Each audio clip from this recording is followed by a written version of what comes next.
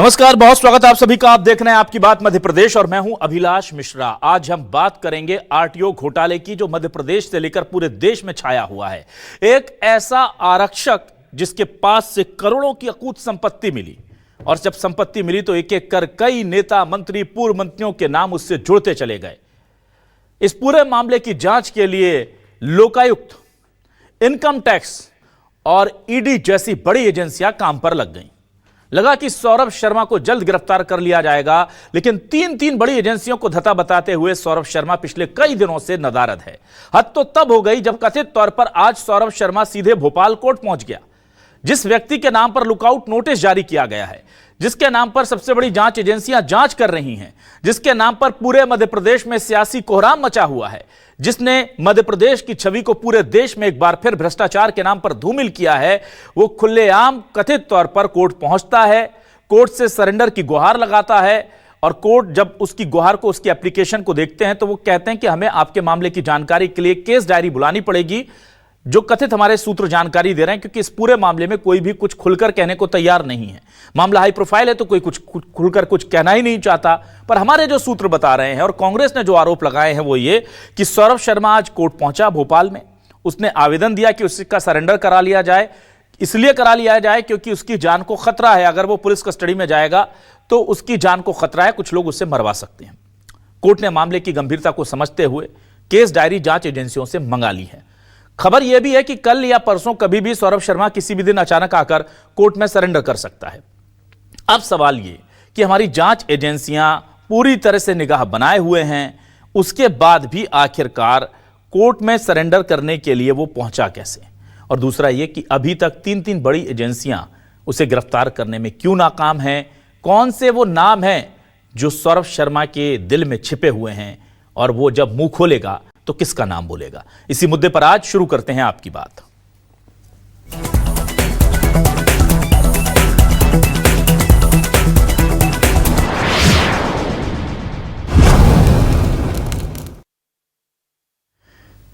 उपनेता प्रतिपक्ष हेमंत कटारे ने गंभीर आरोप लगाए। उन्होंने कहा कि मेरे पास विश्वस्त सूत्रों से जानकारी है कि सौरभ शर्मा आज कोर्ट पहुंचा था, उसने आवेदन दिया और वो आराम से चला भी गया। वहीं बीजेपी इस पूरे मामले को लेकर क्या कह रही है, जरा सुनिए।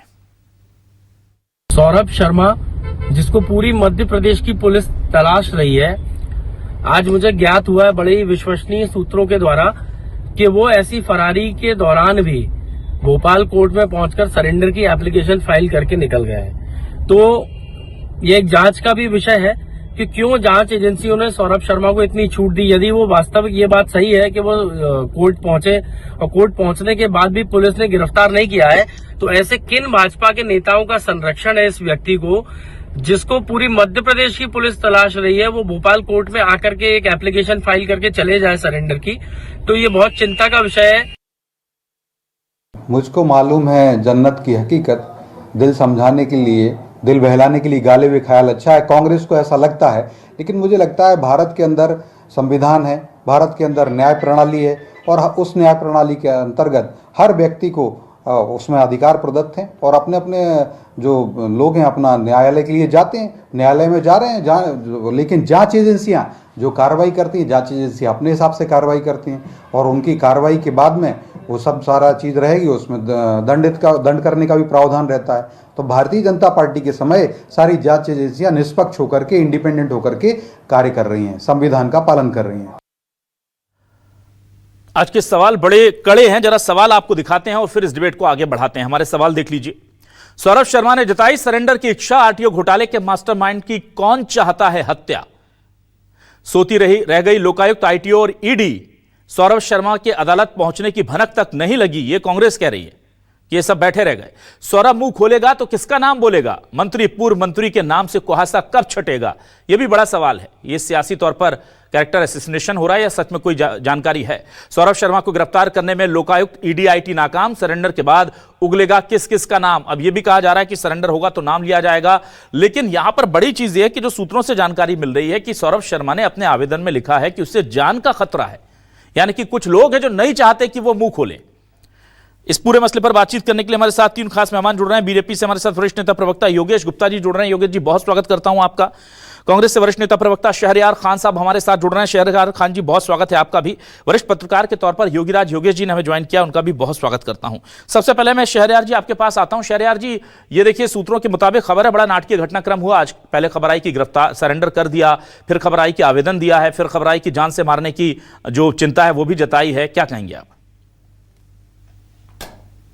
निश्चित ही जो कांग्रेस के हमारे अध्यक्ष जीतू पटवारी जी लंबे समय से इस बात को दोहरा रहे थे कि जल्द से जल्द सौरभ शर्मा कहाँ है इसका पता लगाया जाना चाहिए, कहीं ना कहीं उनकी जान को भी खतरा है। आज अपने आवेदन में सौरभ शर्मा ने उसी बात की ओर इशारा किया कि मेरे को कोर्ट से बोला कि 24 घंटे में मेरा मेडिकल हो और मेरे को प्रशासन से डर है कहीं मेरी हत्या ना कर दी जाए।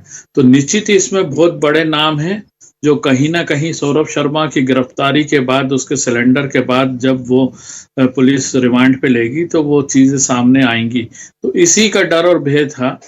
आज हमारी मध्य प्रदेश की ईडी, सीबीआई, लोकायुक्त तीनों एजेंसियां, सौरभ शर्मा आते हैं, अपने वकील के माध्यम से आवेदन देते हैं और उसके बाद निकल जाते हैं।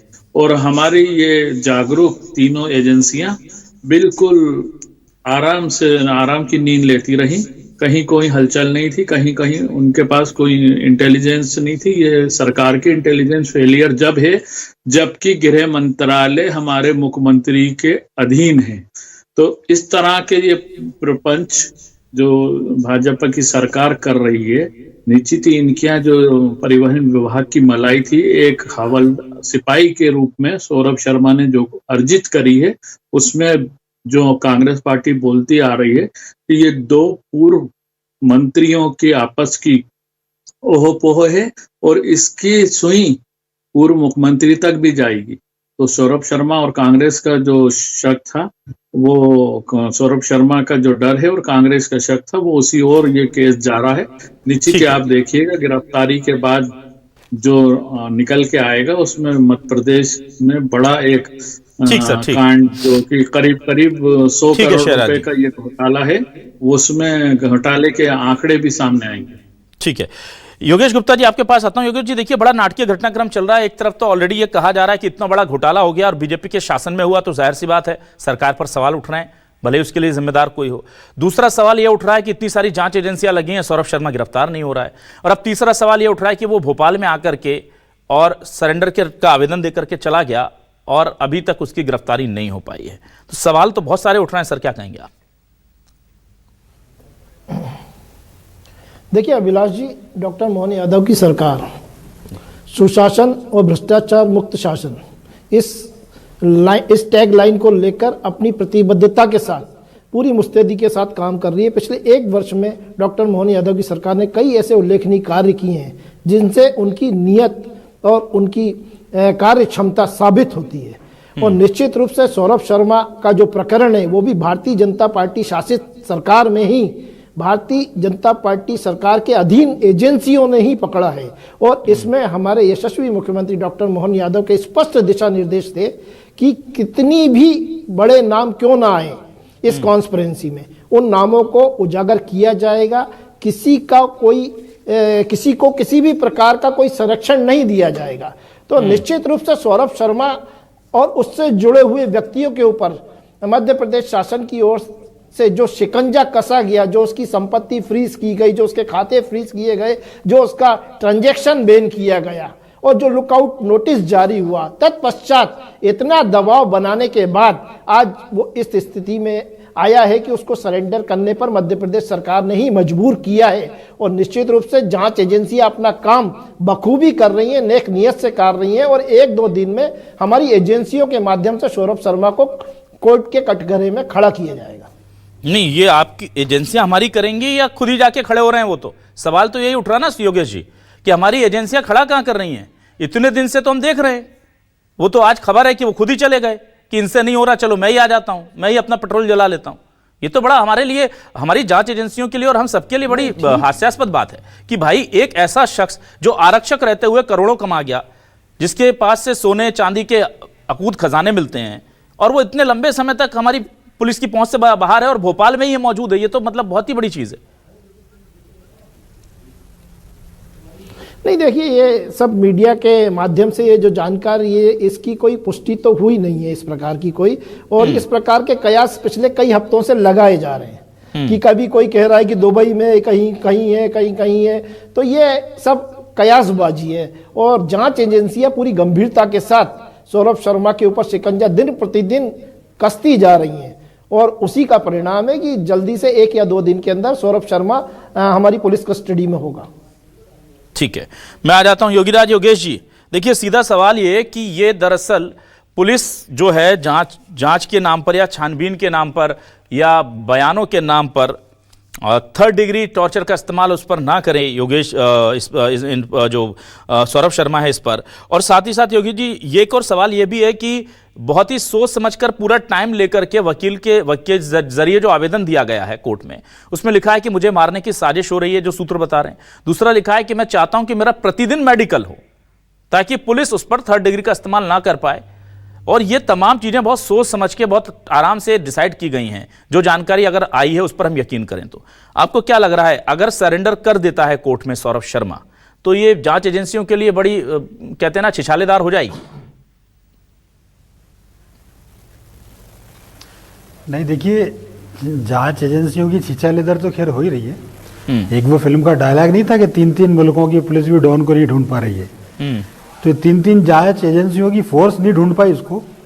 और ये पहला मौका नहीं है जब वो उन्होंने सरेंडर के लिए कोशिश की है। पहले उन्होंने एंटीसिपेटरी बेल लगाई थी, वो रिजेक्ट हो गई। तो कहने का अर्थ है कि वो सारे कानून की जो उनको जो दाव पेच थे वो सब अपना रहा है। और चूंकि इतना हाई प्रोफाइल मामला है, वो सबको पता है कि कौन का एक अदने से सिपाही ने पूरी सियासत हिला के रखी हुई है। और चूंकि इसमें इतने बड़े बड़े लोग इन्वॉल्व हैं, तो निश्चित तौर पर उसको सारे ये बचाने के प्रयास हैं। आप ये देखिए कि बात केवल सौरभ शर्मा को पकड़ने की नहीं है।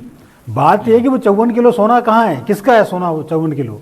वो जो 250 किलो कुंटल जो चांदी पकड़ाई जा रही है, वो किसकी है, वो कहाँ से आई, वो सिल्लियाँ कहाँ से आई? इन बात पे छानबीन होनी चाहिए। इतना रुपया जो लगा हुआ है, ये स्वाभाविक तौर पर, निश्चित तौर पर ये अकेला सौरभ शर्मा का तो है नहीं, ये तय है। तो ये पैसा किसका है जी? कौन लोग इसमें इन्वॉल्व हैं? इसलिए पब्लिक भी ये जानना चाहती है और ये जांच एजेंसियों की ट्रांसपेरेंसी पर भी सवाल उठता है। अब ये उनके ऊपर पूरा मैटर है कि इसका दूध का दूध पानी का पानी करें, क्योंकि सवाल इन जांच एजेंसियों पर भी है कि आखिर आप 1-1.5 महीने से क्या कर रहे थे? वो दुबई कैसे चला गया, फिर दुबई से भोपाल कैसे आ गया? कई लोग कह रहे हैं भोपाल में ही है वो, और आवेदन दे रहे हैं। तो ये जो एक तरह का ऐसा लगता है कि एक तरह से मजाक हो रहा है। एक तो इतनी भारी मात्रा में धनराशि जब्त होना, करोड़ों की धनराशि जब्त होना, कुंटलों से सोना जब्त होना, चांदी जब्त होना, ये क्या बता रहा है? तो ये बहुत बड़ा एक मैटर है और इसमें बहुत ट्रांसपेरेंसी के साथ जांच एजेंसियों को आगे आना चाहिए, वरना सवाल उन पे उठ रहे हैं और उठेंगे। ठीक है, मैं वापस आता हूं शहरयार खान साहब। देखिए, एक और आशंका जताई जा रही है कि इस टैक्टिक के पीछे दरअसल कोर्ट के संज्ञान में ये चीजें लाना कि उसकी जान को खतरा है, उसका प्रतिदिन मेडिकल कराया जाए। हो सकता है कि आने वाले 1-2 दिनों में जांच एजेंसियां उसे कोर्ट या कहीं भोपाल से ही गिरफ्तार कर लें या बाहर से बता दें कि हमने गिरफ्तार किया है। लेकिन चूंकि कोर्ट के सामने अभी वो पूरा अपना आवेदन दे चुके हैं और कोर्ट ने आवेदन स्वीकार कर लिया, जो हमारे सूत्र बता रहे हैं, तो फिर ये एक तरह का ऑब्लिगेशन हो जाएगा जांच एजेंसियों पर कि उसका मेडिकल रोज करा लिया जाए। कोर्ट इसकी बात, जाहिर सी बात है, कोई फरियादी कोर्ट के पास पहुंचता है तो कोर्ट उसे जस्टिस देता है कि ठीक है, आपने गिरफ्तार कर लिया, ठीक है, बट इसका आप मेडिकल रोज कराइए, आप इसकी जान को कोई खतरा ना हो, उस चीज का को सुनिश्चित कीजिए।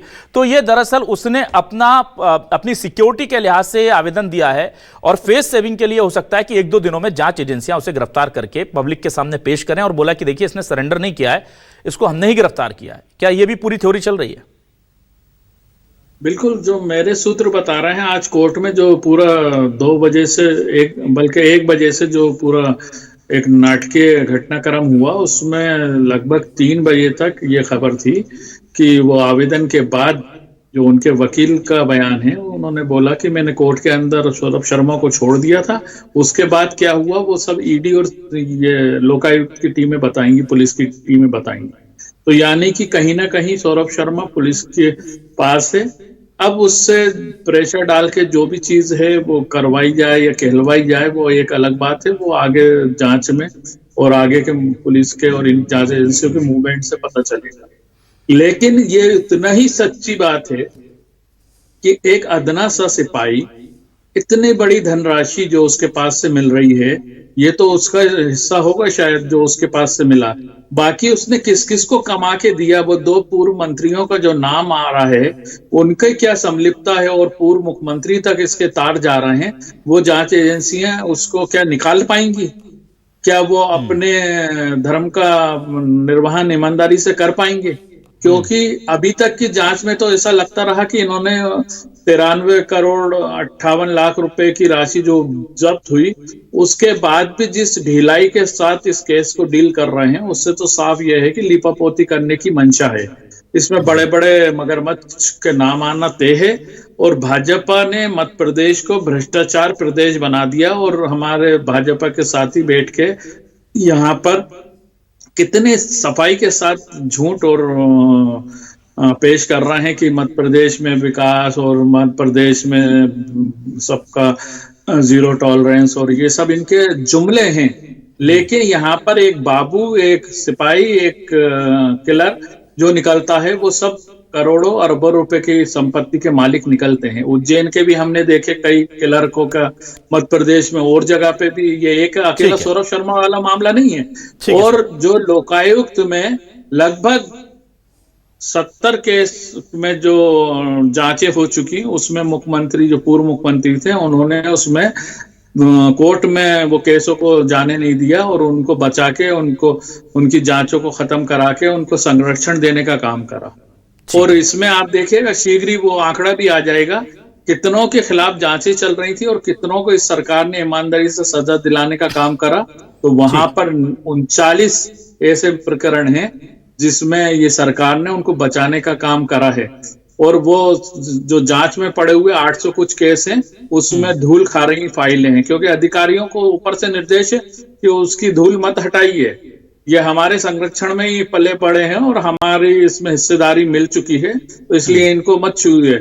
ये मध्य प्रदेश में लोकायुक्त की जो नियुक्ति नहीं हो रही है, वो एक बहुत बड़ी वजह है। तो इनकी जो नीति और नियत है, वो सिर्फ भ्रष्टाचार को बढ़ावा देना है, ऐसे अधिकारियों को बढ़ावा देना जो इनको कमा के दें। ऐसे ही सौरभ शर्मा ठीक है सर, ठीक है शहरा सर, ठीक है। योगेश गुप्ता जी, देखिए अब ये जो सवाल जो उठ रहे हैं ना, एक्चुअली दिक्कत इससे ये होती है कि हर चीज पर सरकार पर बार बार सवाल उठ जाते हैं, जांच एजेंसियों पर उठ जाते हैं, और सारी जो इस वक्त दोनों सरकारें आपकी हैं, केंद्र में, राज्य में, तो ऐसे में एक कहते हैं ना कि ट्रांसपेरेंसी दिखनी चाहिए। क्या हम उम्मीद करें कि जब चीजें सामने आएंगी तो चाहे बड़े हों या छोटे, जो भी इन्वॉल्व हैं, सभी लोग कानून की सजा के हकदार होंगे? बिल्कुल। देखिए अभिलाष जी, डबल इंजन की सरकार माननीय मोदी जी के नेतृत्व में स्वच्छ प्रशासन और भ्रष्टाचार मुक्त शासन, ये हमारी टैगलाइन मैंने इसलिए कहा था कि हम इसके अनुरूप कार्य कर रहे हैं, तभी तो इस प्रकार की कार्रवाइयों को अंजाम दिया जा रहा है। आखिर इन भ्रष्टाचारियों को पकड़ने वाली एजेंसियां किस सरकार के अंतर्गत काम कर रही हैं? भारतीय जनता पार्टी शासित सरकार। कांग्रेस का तो आरोप लगाने का काम है, भ्रष्टाचार के आरोप लगाकर 2018 में कमलनाथ जी की सरकार आई। मैं आपके बीच में नहीं बोला था, मैं आपके बीच में नहीं बोला था। आप कृपया शहरयार जी बोलने दीजिए, शहरयार जी योगेश जी को बोलने दीजिए प्लीज। जो भ्रष्टाचार की मलाई खाने के जो मैसेज जनरेट नहीं हो पा रहे। शहरयार, मध्य प्रदेश में सरकार भ्रष्टाचार को लेकर पहले लोग आई थी, 15 महीने की सरकार में। शहरयार जी प्लीज बोलने दीजिए। ना योगेश जी को बोलने दीजिए। शहरयार जी प्लीज। कमलनाथ जी ने भ्रष्टाचार के मामले में वल्लभ भवन को, कमलनाथ जी ने अपने 15 माह के कार्यकाल में वल्लभ भवन को दलालों का अड्डा बना के रखा। भ्रष्टाचार के ऊपर जनादेश प्राप्त। शहरयार जी प्लीज योगेश जी को बोलने दीजिए। कार्रवाई करी। आपने व्यापम के आरोप लगाए, व्यापम के कितने आरोपियों पे कमलनाथ सरकार ने कार्रवाई करी? आपने हनी ट्रैप का मामला पकड़ा, 15 उसमें महीने कितने में लोगों के ऊपर CBI कमलनाथ जी ने कार्रवाई करी? आपकी आपने पूरी ये हो गई टेंडर ठीक है, घोटाले ठीक के है। आरोप लगाए, CBI कितने जांच लोगों के ऊपर शहरयार जी कार्रवाई बोलने दीजिए, की? योगेश जी को बोलने दीजिए। शहरयार जी, नहीं, आप आरोप लगा रहे हैं तो उनको जवाब देने दीजिए। शहरयार जी, और उनको जवाब देने भ्रष्टाचारियों को संरक्षण देती है, वहीं दूसरी तरफ हम भ्रष्टाचार मुक्त शासन देते हैं, स्वच्छ प्रशासन हाँ, देते हैं, भ्रष्टाचार और युक्त कार्रवाई शासन देते हैं, को मुक्त नहीं, अंजाम युक्त। तक होने दीजिए। और निश्चित रूप से जो भी नाम होंगे वो जनता के समक्ष आएंगे। मध्य प्रदेश की जनता से ठीक जो है। हमने वादा किया है उसके अनुरूप हम भ्रष्टाचार अभिलाष मुक्त जी, एक शासन दे रहे हैं, और हम ठीक है। निश्चित रूप से कड़ी कार्रवाई करेंगे आरोपियों के ऊपर। ठीक है शहरयार जी, आप 10 सेकंड और ले लीजिए, फिर मैं योगीराज योगेश जी के पास जाऊंगा प्लीज। मेरे मित्र ये बता दें कि आप भाजपा की सरकार में भ्रष्टाचार युक्त शासन दे रहे हैं, मुक्त नहीं दे रहे हैं। क्योंकि अगर ऐसी अपने नीति 15 होती महीने के तो लोक कार्यकाल आयुक्त में जो फाइल है 870 फाइलें पड़ी कितने हुई है, लोगों उस पर पर कार्रवाई करी, भ्रष्टाचार के आरोप लगाकर सत्ता हासिल करी, और सत्ता हासिल करने के बाद खुद भ्रष्टाचार के संबंध में पूछ रहे। वल्लभ भवन को दलालों का अड्डा बना दिया। से ज्यादा हमारे दो छोटे बाबू एक बड़ा बाबू बिठा दिया वल्लभ भवन में, छन्नी लगाकर ऊपर तक वो पहुंचते थे, और विधायकों को चलो चलो करते थे। ठीक है, ठीक है, मैं योगीराज योगेश जी के पास रुक करूंगा। भ्रष्टाचार पे ठीक है। कार्रवाई भी कर रहे हैं, और ठीक है सर, ठीक आरोपियों को शिक्षों के है, प्लीज पीछे भी प्लीज मैं पहुंचा योगीराज रहे हैं। योगेश जी का रुख कर लेता हूं। योगीराज योगेश जी मध्य देखिए प्रदेश में हम भ्रष्टाचार मुक्त शासन देने के लिए प्रतिबद्ध हैं। ना, ठीक है योगीराज योगेश जी, ये बात हमें देखनी होगी कि इस बार बीजेपी की सरकार में ही यह पूरा मामला खुला है, और जाहिर सी बात है कि बीजेपी की सरकार में ही इस मामले में इतना पैसा मिला, फिर घर पर तमाम चीजें निकल कर आई, पूरी संपत्ति का ब्यौरा निकल कर आया। तो क्या ये ऐसा मामला है कि मोहन यादव जी या सीएम तो चाहते हैं कि इस मामले का एक एक पहलू खुल जाए, पर चूंकि नीचे कई लोग जुड़े होते हैं, कई मंत्री विधायक नेता कथित तौर पर इसमें जुड़े होते हैं, तो नीचे का सिस्टम साथ नहीं देता, इस वजह से दिक्कतें होती हैं। सरकार की मंशा है, जैसा बार बार योगेश जी कह रहे हैं कि हम करेंगे, ये सिस्टम जो है ये गड़बड़ कर रहा है क्या? नहीं, बिल्कुल ठीक बात है। मोहन यादव जी कोई भी मुख्यमंत्री तो निश्चित तौर पर ये चाहेगा कि ये भ्रष्टाचार सामने आए और भ्रष्टाचारी को सजा हो। ये तो इसीलिए तो मध्य प्रदेश की जनता ने 163 सीटें का बहुमत दिया है उनको। तो कोई भी मुख्यमंत्री नहीं चाहेगा कि इस तरीके के काले दाग उनकी सरकार पर लगे। जी, सवाल इस बात का है कि इस समय पूरे प्रदेश में अफसरों का, नेताओं का, कुछ पूंजीपतियों का, बिल्डरों का ऐसा गठजोड़ बना हुआ है कि सब उसमें शामिल है उसमें। और इसलिए आप ये देखिए कि 3-3 जांच एजेंसियां भी कुछ नतीजे पे नहीं पहुंच पाई 1.5 महीने में। आखिर वो आदमी खुद आके सरेंडर करने की बात कर रहा है और अपनी शर्तों पे सरेंडर कर रहा है। वो तो कल से ये भी कहेगा कि साहब मुझे खाने में ये आइटम चाहिए और सरकार को देना पड़ेंगे। तो लेकिन महत्वपूर्ण बात इसमें ये जो मैंने पहले के दौर में भी सवाल उठाए थे, जनता ये जानना चाहती है, सरकार की जिम्मेदारी है, जांच एजेंसियों की ये जिम्मेदारी है कि वो 54 किलो सोना किसका है, वो 54 किलो सोना कहाँ से आया, ये 250 किलो चांदी इनके पास कहाँ से आई, ये 1000 करोड़ रुपए इनके पास कहाँ से आया। और लोग कह रहे हैं कि निश्चित तौर पर ये सौरभ शर्मा का पैसा नहीं है, तो ये पैसा किसका है। ये सारी बातें सामने आनी चाहिए। और भ्रष्टाचारियों पर जब तक आप अंकुश पूरी निर्दयता के साथ नहीं लगाएंगे तब तक हो सकता है ऐसे 2-4 प्रकरण और सामने आए। और ये तो चूंकि एक राजनीति का एक रंग है कि सारे राजनीतिक दल इसमें एक जैसे नजर आते हैं। भाजपा कांग्रेस के शासन की बात करने लगती है, कांग्रेस भाजपा के शासन की बात करने लगती है, और ऐसे अपराधी इन दोनों शासनों की आड़ में अपने मजे करते रहते हैं। वो सबसे सेफ जगह पाते हैं कोर्ट में या पुलिस में हम पहुंच जाएं, ताकि जो जान के खतरे वाली बात है, चाहे जो भी बात हो, हम कानून से निपटेंगे। तो एक आदमी, और उसको बचाने के लिए भी ऐसा नहीं है कि वो केवल अपनी मर्जी से आ रहा है, उसके सारे, एक कहावत है ना कि अब पछता है होत का चिड़िया चुग गई खेत। जब सारा चोरी डकैती का माल ठिकाने लग गया, आ गए वो सरेंडर करने। तो ये सारी चीजें उजागर होना चाहिए, एक मैसेज सरकार को देना। ये मोहन यादव के लिए भी एक अवसर है मुख्यमंत्री के रूप में कि ऐसे भ्रष्टाचारी को उजागर करें, जो इसमें संलिप्त हैं वो सब कटघरे में खड़े हों, तो इसमें सरकार की ही तारीफ होगी। तो मुझे ऐसा लगता है कि इस दिशा में सरकार को काम करना चाहिए। ठीक है, तो कुल मिलाकर के मामला बहुत बड़ा है और इससे जाहिर सी बात है कि मध्य प्रदेश की छवि को एक बार फिर धक्का लगा है।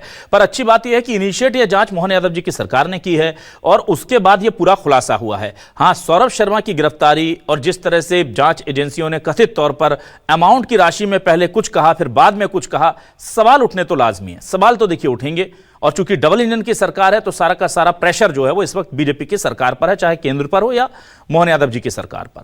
इनिशिएट शुरुआत अच्छी हुई है, आगे बढ़े हैं, लेकिन अब जिस तरह से टर्न आ रहे हैं कि पहले खुलासा करके बताया इतने करोड़ मिले, बाद में कहानी इतने नहीं इतने मिले, फिर तीसरा एक प्रेस रिलीज आता है इतने नहीं उतने मिले थे, कम होता गया।